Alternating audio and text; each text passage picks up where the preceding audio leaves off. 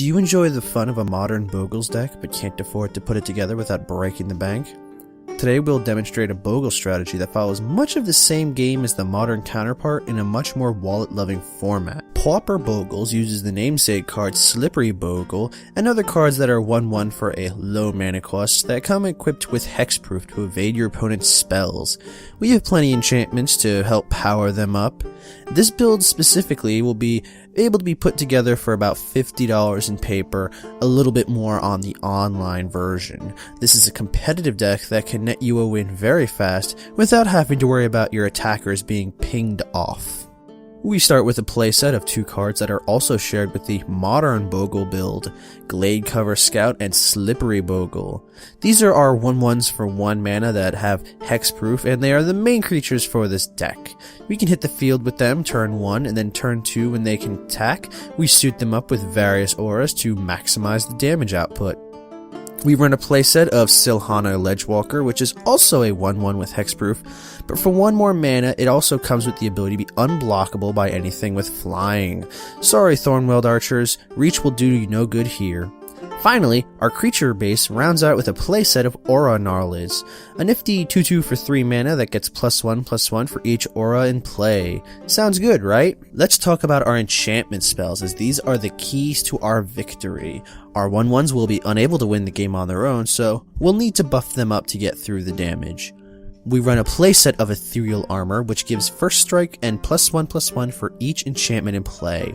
This can result in a massive creature that is nearly unbeatable in combat.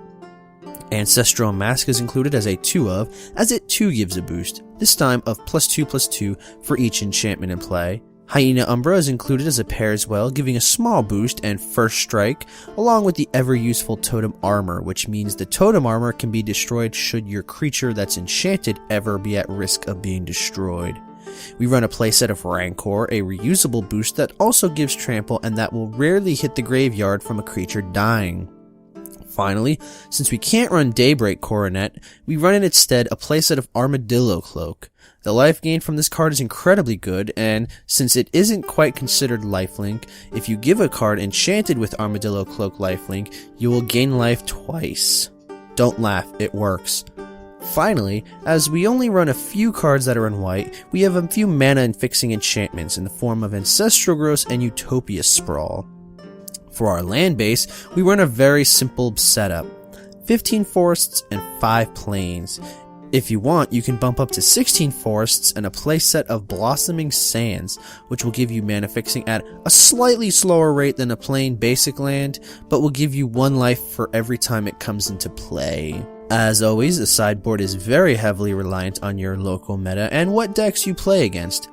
As such, it is a very flexible area of the deck.